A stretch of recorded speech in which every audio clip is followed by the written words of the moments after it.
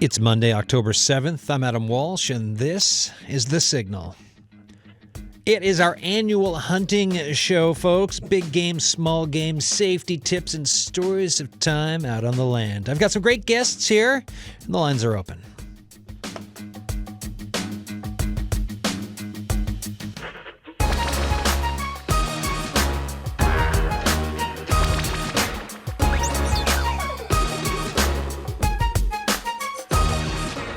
So I dropped my vehicle off for servicing this morning.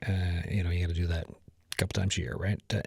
This is about hunting, so bear with me for a second. So I dropped my vehicle off, and then I had to get a shuttle into the CBC. So I'm in the shuttle, and in front of me, the conversation for the shuttle ride with folks in front of me, moose hunting. The one person got their moose, another person, their close relative, just got their first moose, and they're talking all about it. I thought it was great, especially seeing today is the day we're doing our annual hunting show here on The Signal. So here's where you, the listener, comes into this.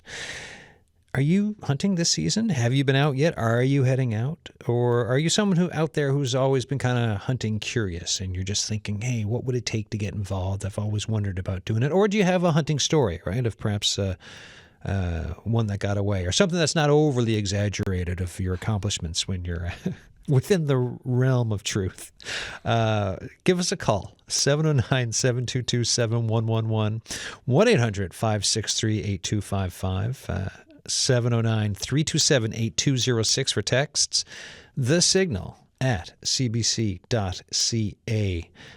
for emails. I've got I call them my radio hunting partners because I don't go hunting, and this is the closest I really come to hunting in the run of a year. So my both are outdoor and hunting enthusiasts. Barry Fordham and Taylor Reed, welcome back to the show. How you doing? Thank you for having us. Always a pleasure. Always great to have you back in. Barry, what do you at? Thanks for having us, giving us the opportunity to be able to get the good word out about our passions. Yeah, this is I don't know how many times. What is it? Maybe the fifth time, fourth time? I can't even keep track. We've done a few of these, right? Yeah, it's been a good few. So Taylor, hunting so far the year, or what? Yes, I was down in Central there last weekend, grouse hunting. No moose license year, so I had to resort to something much smaller. A little bit smaller, yeah? Yeah, just a little bit. So that was my little touch to the woods so far. So I haven't been out again since, but I plan to soon. Yeah, you're a busy person. You're working. You're a student as well, so you got out once and successful, not successful. Successful. Seen 5, got all 5. So 100% success rate, I guess. Well, that's pretty good. Congratulations. Thank you. What's it like when, obviously, you're wanting to be able to go out moose hunting, but then to not be able to do that in the run of a year? Like what's the patience game like? The patience, like in general, or my patience? Both. Well, I get the way it works. You can't get a moose every year, because if everybody got a moose every year, there would be no moose left on the island. Sure, yeah. If it was up to me, I'd like to go moose hunting every day for the rest of my life. Yeah. But I'm not that lucky, and neither is anybody else. But I'm patiently waiting. I'll get my moose next year. There you go. All right. Barry, what have you been up to? I've been out hunting, but I'm not shooting this year because I have shoulder issues, and so I'm just walking along, tagging along, and it's actually more enjoyable than I thought it would be. Yeah? Why? Because I'm taking my time, smelling the roses, talking about this and that, watch my son, watch my buddy talking to them, watch the dog, and just taking the whole experience in, because there's more to hunting and fishing the outdoors than just pulling the trigger.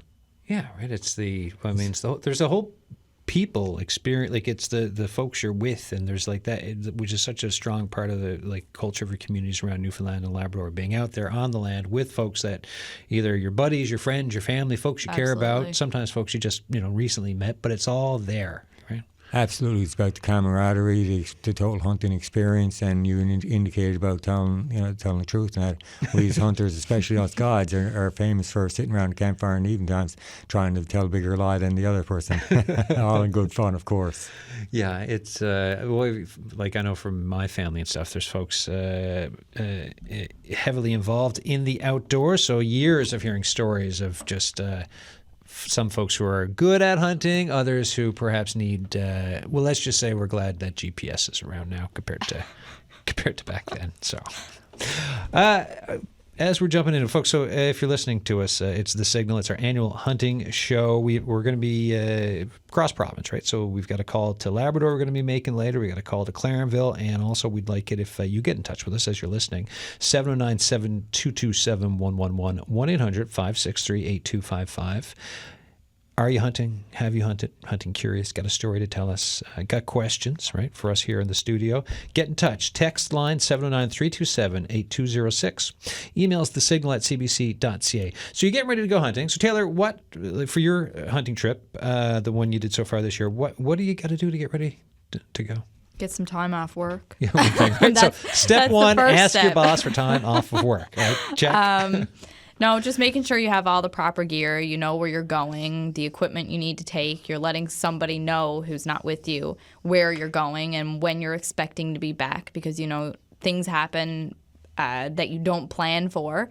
And when you give somebody back home or where you're staying a notice that I should be back between, for example, 5 and 7 o'clock, and you're not back until 10 or 11 o'clock, that's when worry starts to hit, and then they can send help for you or come look for you or one or the other. But it's just having everything in line, not rushing, because when you rush, you forget things and you make mistakes. And patience, lots of patience. Yeah. Do you ever find, have you ever been around folks who are overconfident about their ability outdoors? Yeah, I've been with people who believe it's not hunting, it's killing. Yeah. So that's why it's called hunting. You don't go in the woods knowing that you're going to come out with something. It's hunting. It's either you can come out empty-handed or you can come out with what you went in for. It's not guaranteed. Yeah, and that's the process, right? That's the process. You're like we're hunting, and Yeah. sometimes like you don't always go 5 for 5 when No. you're out, right? So Well, some people find that frustrating, the fact that they could go in 5 times and come out empty-handed, but then you have others who could go in for their very first time and come out with 100% success. Like it's just the way that it goes. No one can control that. It's the outdoors. I remember one time I went to one of my bosses here to talk about trying to do something around moose, and there's this whole thing for if there's a CBC crew with you, you will not see a moose. Yeah. Yeah. With you, Barry. We were talking about it. It's like, there's not going to be a moose. Like, it's just whatever it is. If a CBC crew is, like, for years, they've been trying to do stuff. It's too good to be true. And yeah, the minute the camera crew comes, it's like, there's like, I guess the memo goes out to all the moose and they're like, no, we're out of here. Barry, what else for, like, if we're going to have a safety conversation? Right, sure. You also want to, in today's world of technology, you can bring technology along with you. For instance, back in the day, before GPS came on the go, we used to use CFS. And that was widely used by most of us. And in case you don't know what CFS is, common friggin' sense. Now, with the advent of GPS, it certainly changed a lot. But a lot of people have the GPS but don't know how to use it. I got GPS and, I don't know how to use it. And then the other piece of technology is the spot locator. It's a emergency beacon that you can send up and if something happens with you. And it also has different models have the ability to text home and that let them know that you're okay in that. So it's a very good piece of technology. And you want to, watch where you're going, and also you want to be careful with where you're pointing the firearm to. And that is one of the biggest things. And if you're off with somebody else and they have to accidentally, of course, point the gun at you, should you tell them? Absolutely you should. Yeah. If it happens again, then you should consider whether you're going to go off with that person again or if you're going to continue hunting with that person for the rest of the day. Oh, firearm safety. It is just, look, fine. I hunted I was out with like my pop growing up a couple of times, but now when it comes to firearms, I mean, having been in the reserves, I've been at the range a bunch of times, and yeah, like it is a very serious thing. Like it is and you do not it freaks me out. If there's someone around that you're not sure about when it comes to safety, then I don't want to be around them because it is literally life and death. Right. As a retired fireman instructor of over 25 years, I certainly recognize that out in the field a lot more significantly than perhaps others would. And, some people take a real offense to it. And, if I offended you by saying that, watch where you're pointing the gun, well, I'm sorry, but that's too bad. Yeah, get some safety etiquette together, right? Go ahead. Another thing for this time of year when you're out in the woods, whether you're berry picking, you're rabbit hunting, grouse hunting, walking, whatever it is that you're doing, even if you're hiking in the woods, blazed orange. Yeah. Please wear your blazed orange. People that are a far distance away can't identify you, and by chance, I know you're not supposed to shoot at things that you can't positively identify, but some people still do, thinking that, oh my God, that was a moose in the woods. They pull the trigger. You didn't have your orange on to identify yourself. That's how accidents happen. So wear your orange hat, wear a vest, wear something that's going to make you stand out from the trees and the bogs and everything in between. Yeah, do your best to stand out. And that's not necessarily all hunters. That's all people who use the outdoors this time of the year, berry pickers, etc. And as Tara said, you could see the moose, make positive ID. You've looked around, but then when you take the shot, you see somebody who possibly could be berry picking. I'm not picking on berry pickers. No, jump up out of the middle of nowhere. What are you doing shooting? Well, my God, if I had seen you there, I would never have taken that shot. Yeah, it's just, if I had seen you there, I would have veered over somewhere else. yeah, it's just about everyone doing the best they can to be safe and recognizing that there are concurrent activities going on in the woods, and squat down berry picking is one of them, and also there could be hunting nearby. So well, this time of year, the woods is so popular. You have people in there for numerous reasons, and if everybody's not doing their part, so the hunter not being able to positively identify what he's shooting at, the non-hunter not making themselves stand out or making themselves known. Everybody has to play their role to make the woods a safe place for all.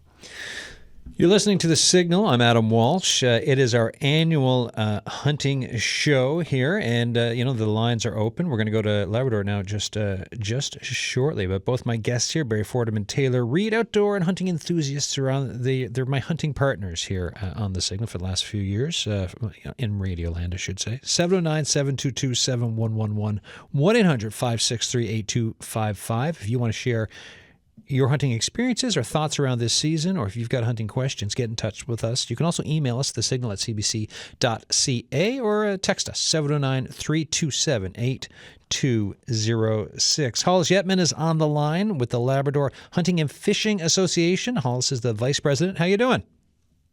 Good afternoon, folks. How's everybody doing? Hey, Hollis, good to hear from you. We're hanging out here in St. John's. How's so? Talk to us about the hunting season up in the Big Land and how it's looking this year. Yeah, well, it's we've got quite a few seasons open here already, as you do on the island, and our weather has been exceptionally warm, unusually warm, and it doesn't really feel like the hunting season, but it's in full swing. Quite a few of my friends and colleagues have got their moose already, and they're having challenges finding the place to hang it because it's been so warm. But they're working it out, and we're having a great fall, and we're really enjoying it so far. How much warmer has it been than normal? Well, it's the talk of the town, really, for September and October so far. We've hardly had any cloud cover. I think we had a few millimeters of rain here about a week ago, and that's the first bit of rain and the last bit of rain that I can remember in about a month and a half. And I know that that's not like it everywhere around the province, but it's certainly a welcome sight here. Our fall colors are in full bloom here. Yeah, no, I was visiting my folks in near Glovertown last week. It's been dry in the Bonavista, like the center part of the island too. So Labrador, the Avalon's been a bit different, of course, but so the dry conditions not great, especially for folks who have wells. But for hunting, how long have you been involved with it, anyways? Like, did you grow up hunting or what? I actually did. Yes, I grew up hunting. Started as a teenager, and I moved away from Newfoundland and Labrador for a little while. But when I came back in my late teens, I got into it, and I stayed heavily involved. I used to work for the Department of Wildlife, and since I finished with them, I helped a few of my friends and people that were interested to start the Hunting and Fishing Association here, just so we could stay involved and stay up to date and have a little bit of say in some of the things that were happening. So I've been an avid hunter, and I hang around with a lot of hunting companions. And we're having a great fall. The partridge numbers seem to be up. The season is open here, and there's lots of partridge around. That's the grouse part. We usually don't see the ptarmigan in central Labrador till the snow starts to get here and drives them off the high hills. Small game, rabbits as well. They seem to be quite plentiful. So we're looking forward to a long fall, and we'll stay at it. Moose population. There's push for a survey. Is there? You want to tell me about that? Yeah, there hasn't been one done in quite a few years, and I'm thinking maybe 15 years. Wow. And numbers have taken a turn here, and they don't seem to be quite as high as they used to be, at least not central Labrador. I noticed quite a healthy population in southern Labrador, down the Straits area. I can tell you, when I used to live in the Straits, I left there in the late 80s, that you wouldn't see a moose down around the Labrador Straits to save your life. And now you got to watch out for them when you're on the highway down there. So things have really changed down there. I believe there was a high incidence of twin calves with moose down there over the past few years, and the numbers have really popped up. Like you can drive down the streets almost any time at all, and somebody will tell you about a moose they just seen either a few minutes ago, or you'll see one yourself. But in central Labrador, it's a little different than that. We have a healthy population, but it's changed in recent years, and I think the numbers have dropped.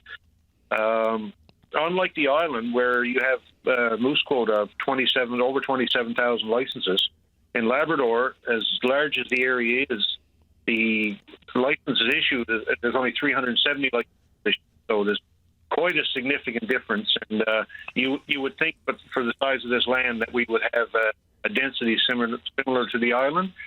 But of course, the island is an anomaly in Canada, an exceptional moose population in comparison. Hollis, I'm just wondering, you're talking about the push for another survey for moose. You're talking about more moose in certain parts than before. Like, how important is it, like the exchange of information from hunters and hunting and fishing associations such as yourself and the folks you're with the government, for when you look at wildlife management, species management, understanding what's where and how to best kind of move forward so we can do things responsibly? Like, how important is that, like, communication back and forth? Well, it's exceptionally important, as is the returns from legal hunters. It's very important to get your returns in and report accurately what you've seen and what you've come across in your excursions in the field. These returns are used quite often to collect data of what hunters see. And in the absence of surveys from the division, this is the only back to wildlife that they can use to make management plans. And we can't stress it enough. Also, with our association, we'd like to stay in touch with management and government and tell them what we're hearing and what we're seeing as a voice for the people. Those lines of communication have to stay open in the absence of other science. So we consider it to be very important, and we have a good rapport with government, and we can have those conversations quite freely. So that's a bonus. Hollis Yetman, I appreciate you taking time to come on the show today. I hope everybody has a safe and enjoyable hunting season this fall. I really encourage people to get out and enjoy the outdoors and stay safe. Thanks very much. All right. Thank you, sir. Cheers. All right. Hollis Yetman there, Labrador Hunting and Fishing Association Vice President. Thoughts on what Hollis was saying? Give us a call. 709-722-7111, 1-800-563-8255. As I've been saying, it's our annual hunting show here on The Signal. We've got Barry Fordham and Taylor Reed here in studio. Thoughts on what Hollis was saying? I worked as a fishing guide in Labrador for 10 summers and flew over a lot of the country. And what I agree with Hollis. I mean, to look at the lay of the land in Labrador, the big land, is somewhat quite similar to here in the island, but yet they have a very low density of moose. It's strange. It really is. Yeah, surprising. All right. 10 years. 10 years. It's a little bit of time. It was the most enjoyable time. I spent 6 summers on Eagle River. Wow. And so, guiding is a great way of life, I must say, for anybody who's an outdoors person, whether that be male or female. And speaking of female, there is a high demand for female guides. There are more and more female hunters that getting into the sport of hunting, and especially non-residents. And they would have more clientele come up if they had a female guide to go out with instead of a male guide. Yeah, no, you need a mix. What makes a good guide, Barry?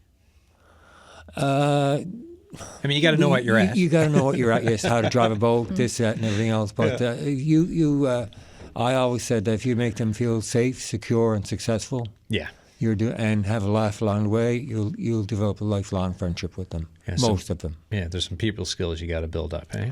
I got people from all over the world: Slovenia, Mexico, Australia, France, Germany, States, Mexico, of course, Canada. So what are the differences then of folks coming in for hunting? Like, do you not to say like each country there's a difference, but what's the range of differences for folks coming in that you were guiding? For myself personally, I favored American sports. They were more willing to listen. Yeah, I found that a lot of Canadian hunters tend to look down their nose at us. Yeah. And European hunters are so they know it all. Yeah. Yeah. So, you have to juggle it around. That comes to experience. Yeah. Personality management. Yeah. Taylor, any thoughts on what Barry's saying? Just patience and make a kind and welcoming atmosphere is what everybody looks for. Nobody wants to go in the woods with a guide who's cranky and doesn't want to stay in there and doesn't want to offer help to you or do that little bit of extra for you, even though it's not required. It's just... You're in there. They came for a reason. They're looking for success. Do your best to give them that success. So you can't guarantee it, but you can do your best.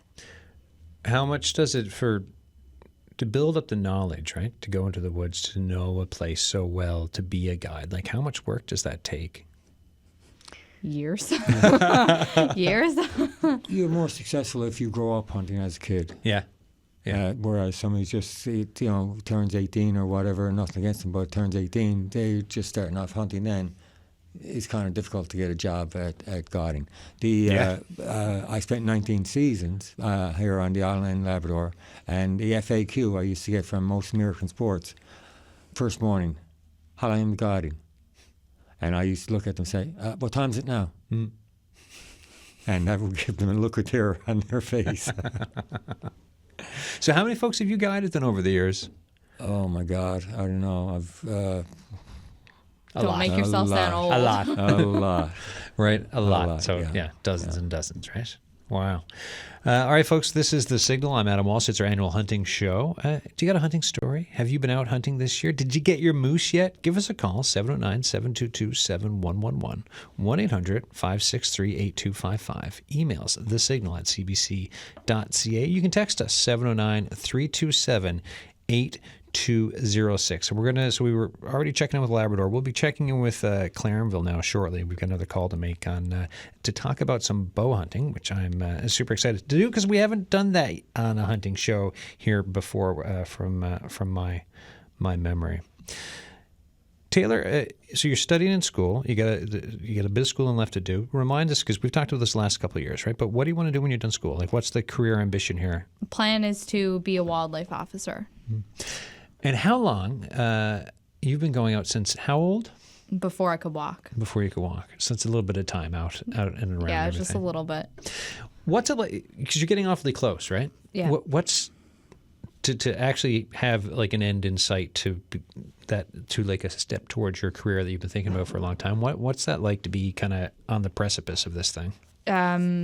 Surreal is probably the only word that I could use to describe it. Just knowing that I'm after getting so much closer, and I'm so close now to the end, which was my goal since I was a child, to knowing that that's what I'm going to be able to do for the rest of my life, like do something that I actually genuinely enjoy, and I'm not going to dread going to work like some people are just doing a career because it pays well or it does this or it does that.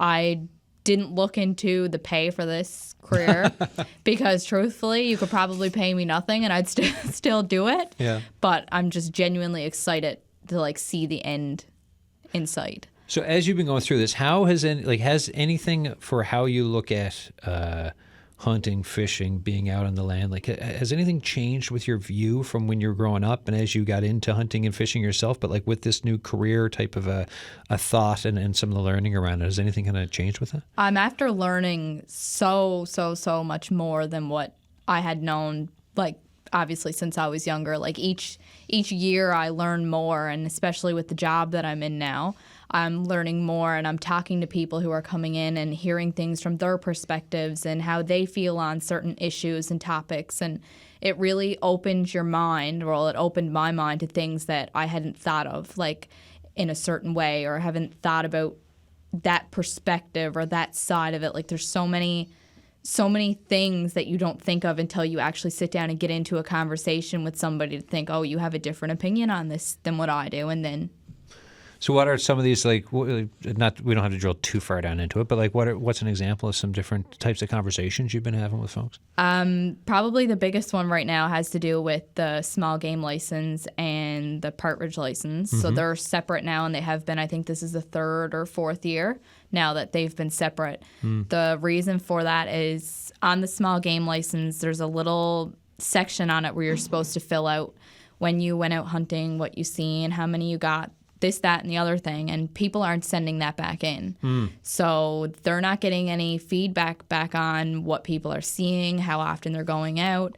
So they made it separate now to figure out how many people are actually partridge hunting on the island, because now they can go back and look at the numbers of how many people have bought the license. Right. So that's like the main topic of what comes in, and hearing people's like views on that. And some people, it's a money grab. Other people, like, this is for science reasons. This is for studies. This is for research. Like, just hearing everybody's different views and different opinions on like certain topics really opens your mind up to the possibilities. If everybody put their heads together and work together instead of arguing over certain things, then we would be way more successful on this island.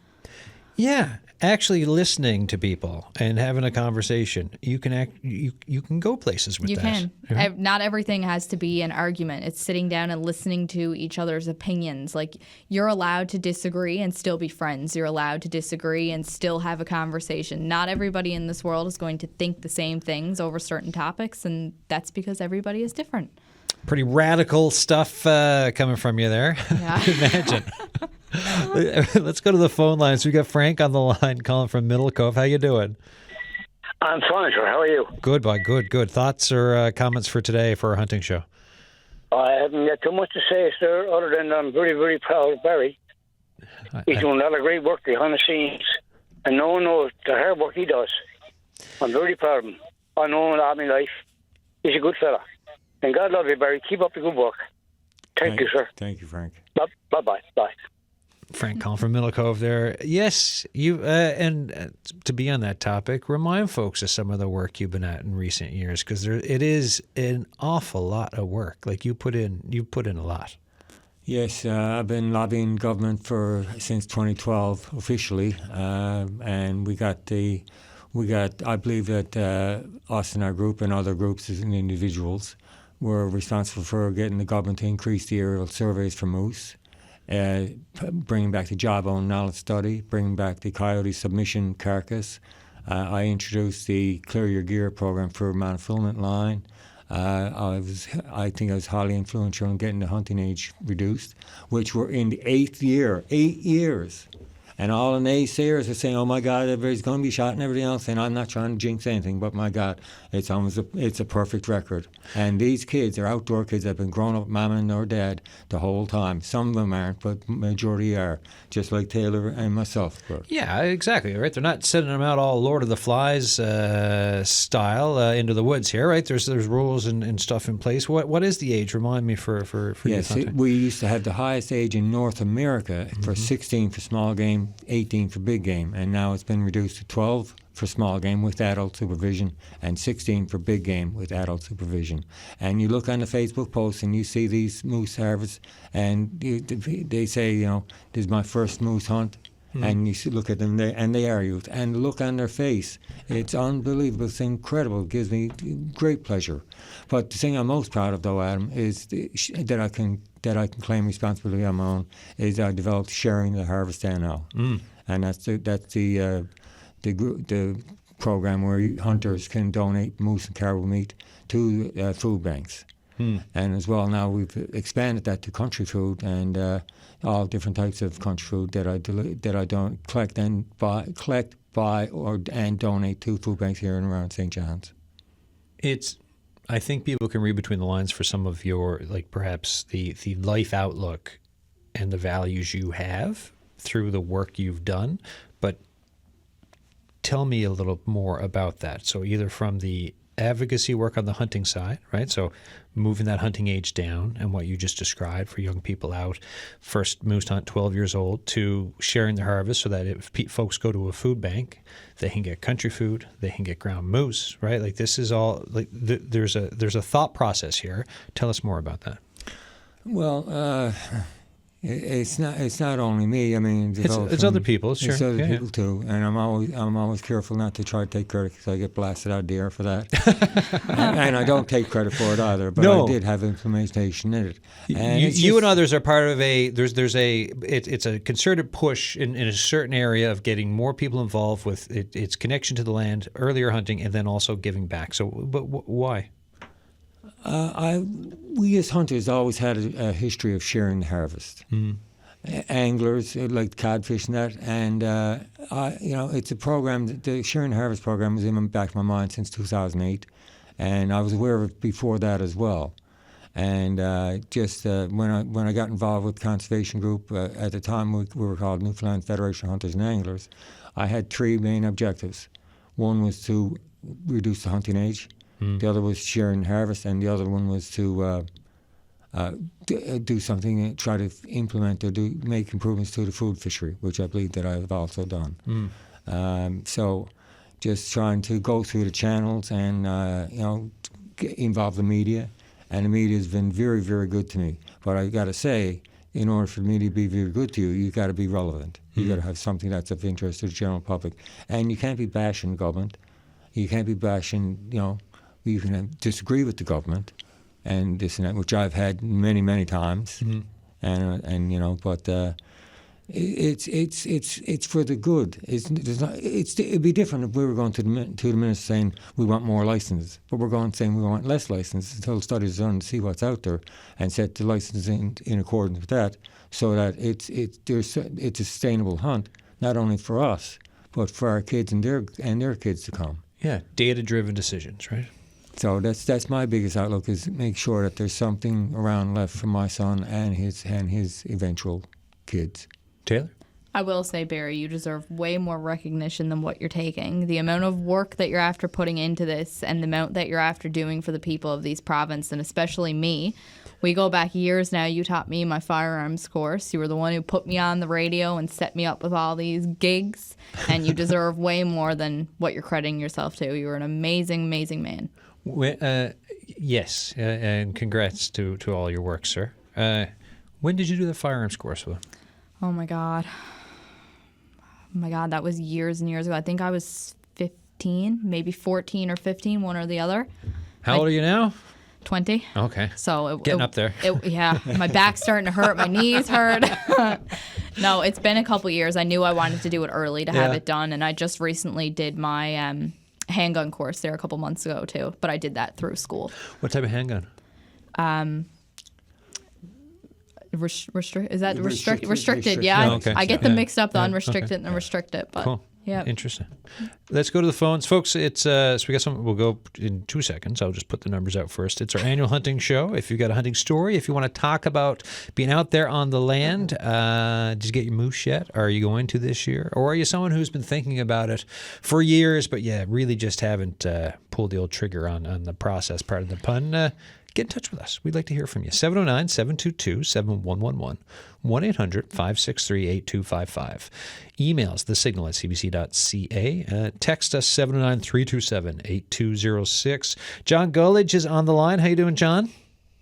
Good morning. I'm good. How are you this morning? Good, good. Yeah, I was I got in touch with you this morning to line you up. Talk to us about bow hunting. Yep. Well, I guess I try to keep it pretty simple. I mean, it's a topic I can go well in depth with, as you can imagine. But for me, I highly recommend bow hunting to, like, if you're the type of person that probably just wants to get your moose license every 4 years, and that's the extent of your hunting, bow hunting might not be a great avenue for you. If you're a very dedicated outdoorsman or outdoor person, I should say, because it's very inclusive, as we know.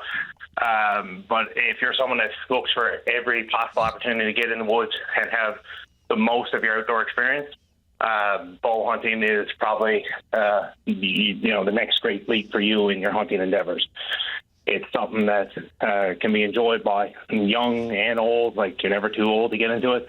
A lot of the modern archery equipment is very adjustable to make it that, regardless of age and physical ability, you should be able to, with this, even if it's just pursuing small game, there is some level of archery hunting that you can do in the province.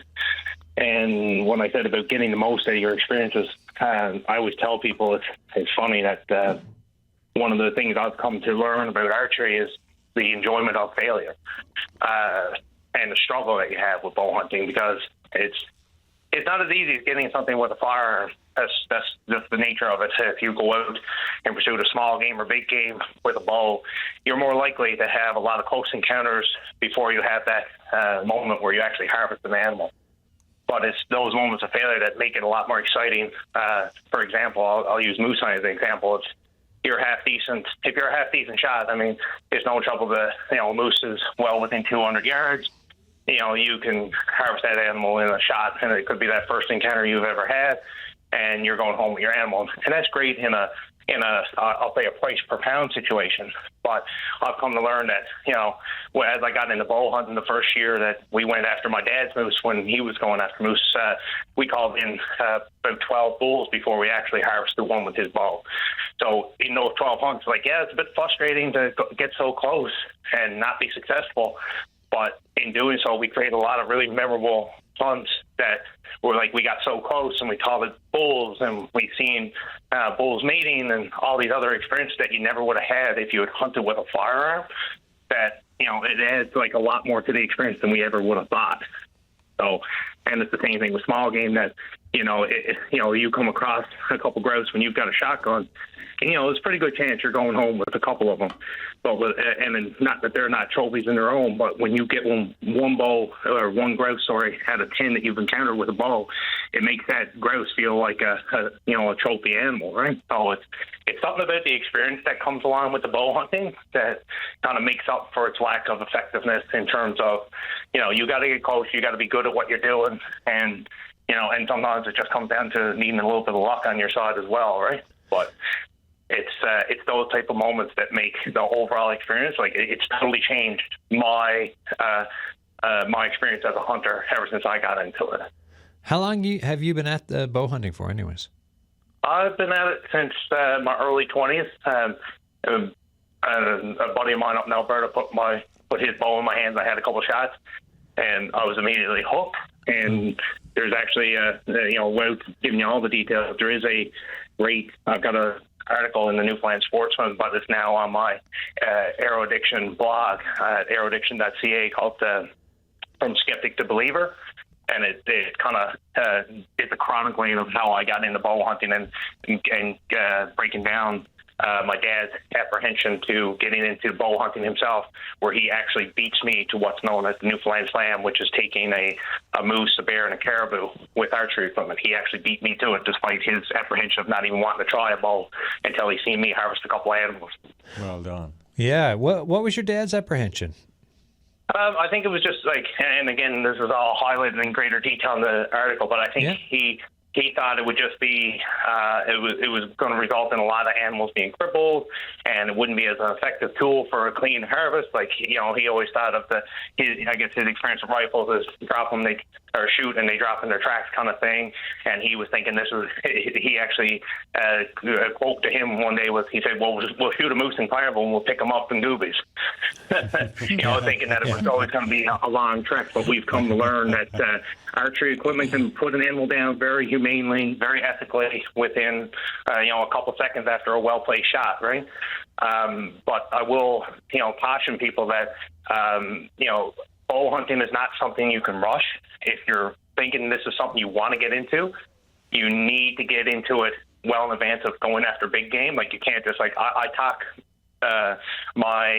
myself out of business every August because people come to me and they're like, hey, I want to get into bow hunting, and the bow hunting season is 3 weeks away. I'm like, you are being overly ambitious to think you're going to pick up a bow and have all the fine tuning done with that equipment and enough practice in to harvest an animal within 3 weeks. You're asking to cripple an animal, and I really emphasize on people that they should maybe focus on small game if you're really eager to get out there, but trying to go after a big game animal within a month or two of just picking up a bow for the first time is overly ambitious, and it's a very bad idea. And I have pretty much straight up refused to sell people equipment. And I wouldn't say refuse, but I've talked my way out of that sale because I was too strong on my opinion that it doesn't really help the hunting community or the archery community if people aren't putting in the practice that's needed, and then they end up sticking an arrow in an animal, and that animal seen later by either a berry picker or another hunter. It just creates a bad stigma for the hunting community as a whole. And those things can happen to the most veteran hunters that are out there. Even if you're very experienced, it takes, things happen. Animals can take a step at the last second. Maybe there's a branch in the way that you didn't see when you were first ranging the animal. Just a few things can happen, or you can have equipment failure that is, unpredictable. But when it comes down to, at least if you put in the practice, you put in the time, at least you know that that's a variable you were in control of, and that you can eliminate by just having dedication to the sport. You've got kids, right, John? I do, yep. Yeah, so you take them out?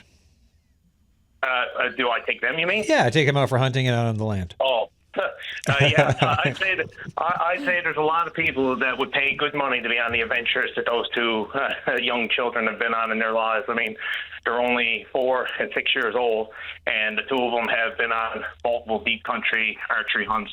We go 55 kilometers in the country in pursuit of caribou pretty much every year. This is the first year we haven't in a long time. We just didn't draw any tags. I've had successful archery hunts with my oldest daughter Marley on my back just for small game and stuff. They're in the tree stand with me, several times every season in pursuit of bears, and they're highly involved with it. Luckily, I've instilled in them the importance of, doing the work. They help us with all the cleaning of the animals, all the butchering, and then the preparing it. And while they love every moment of it, they get very excited when we have a successful hunt. Excellent. John Gullidge, thanks so much. If folks want to remind folks again to where to read your blog to and to get more information on bow hunting. Well, if you're interested in that blog or even getting involved with the sport of archery, we have a archery retail location in Clareville. It's called Arrow Addiction. We've got a Facebook page affiliated with that business, and the website is arrowaddiction.ca, and the story is called From Skeptic to Believer on our blog post, but that is also an online storefront. Just one quick note I would like to tell people is that if you are interested in getting into the sport of archery, I highly recommend, whether you're here in Newfoundland or somewhere in the mainland, deal with an actual archery pro shop so you can make sure you're being set up with the appropriate equipment for you as the individual, but also the animals you wish to pursue. A lot of companies promote their bow packages as ready-to-hunt packages, and that simply means they come with all the accessories you would need to get hunting, but by no means that bow coming out of the box ready to hunt. It has a lot of adjustments that need to be done, And arrows are not as simple as any arrow works for any bow. And if you select the inappropriate arrows for the bow that you've selected, it can result in personal injury. So I do highly emphasize that people reach out to a bow shop that is closest to them and make sure you're being set up with the proper equipment and it's set up properly so you don't injure yourself. John, thanks again, buddy, and good luck hunting. Thank you. All right, cheers. John Gullidge there.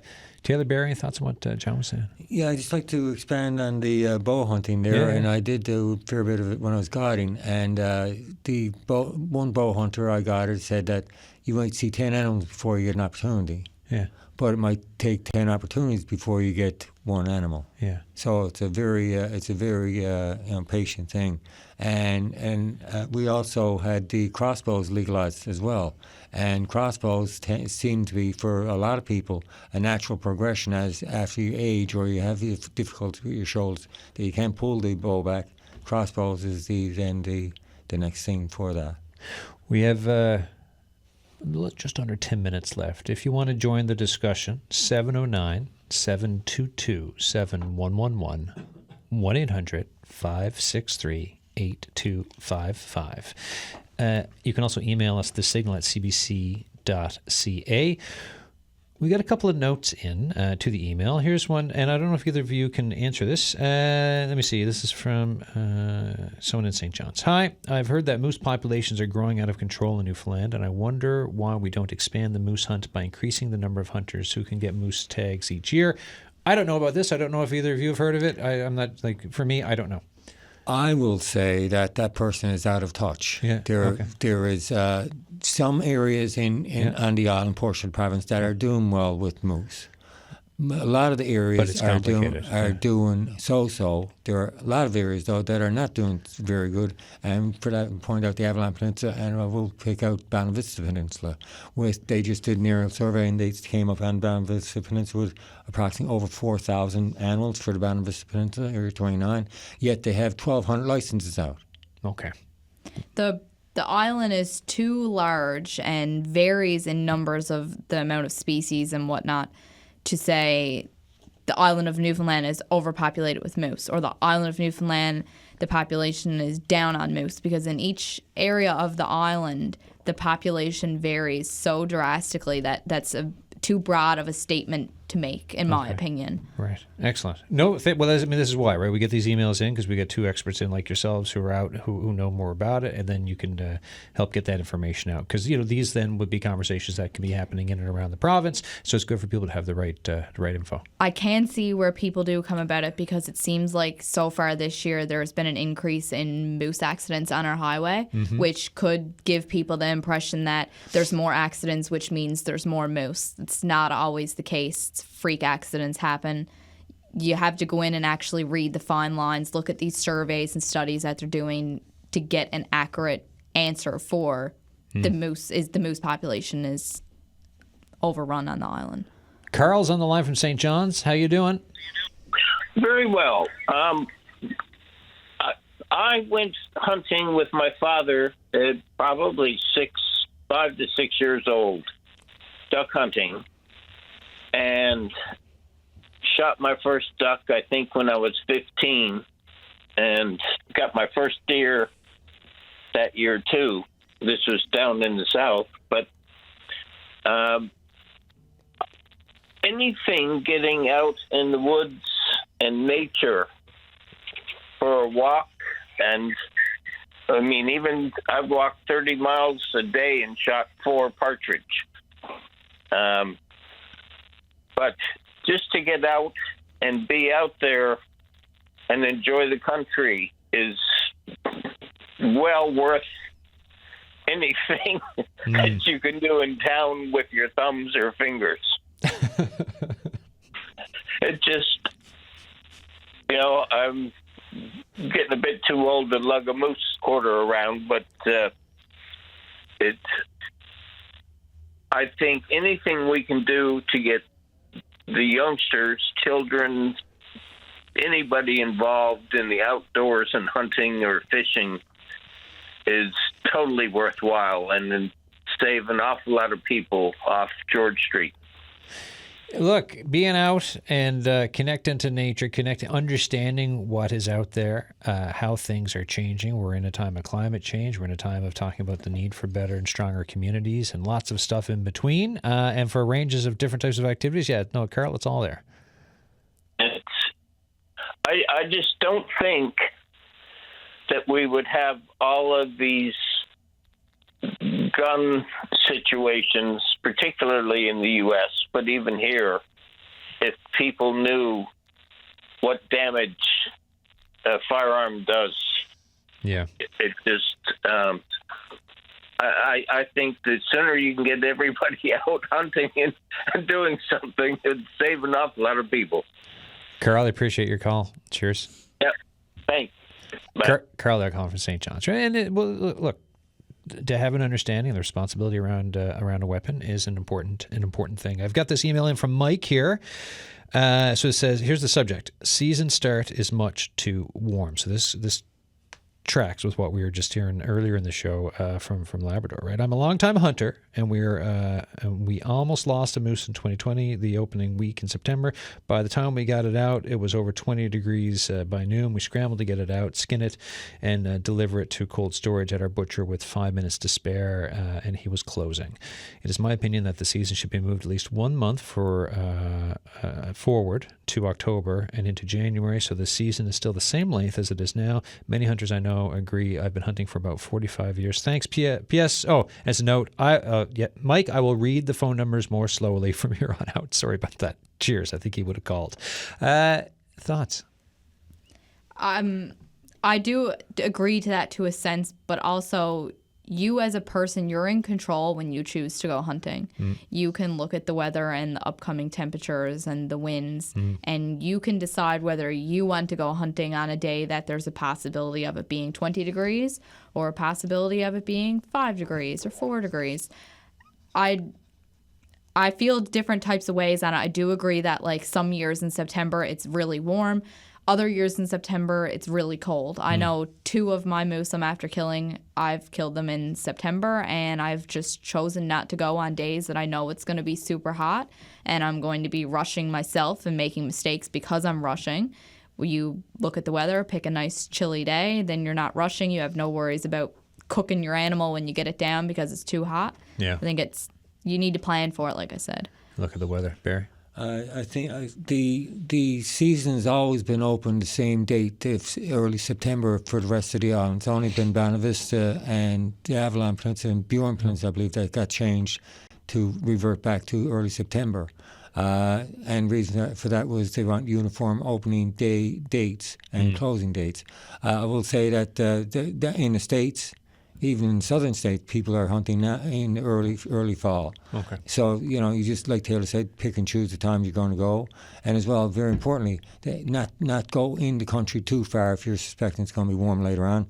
And also have a butcher lined up to be able to take that animal. So, if it is warm weather, when you get it out, you can get it looked after quite easily. We're getting down there. Any final thought from both of you as we let you go, before we let you go today?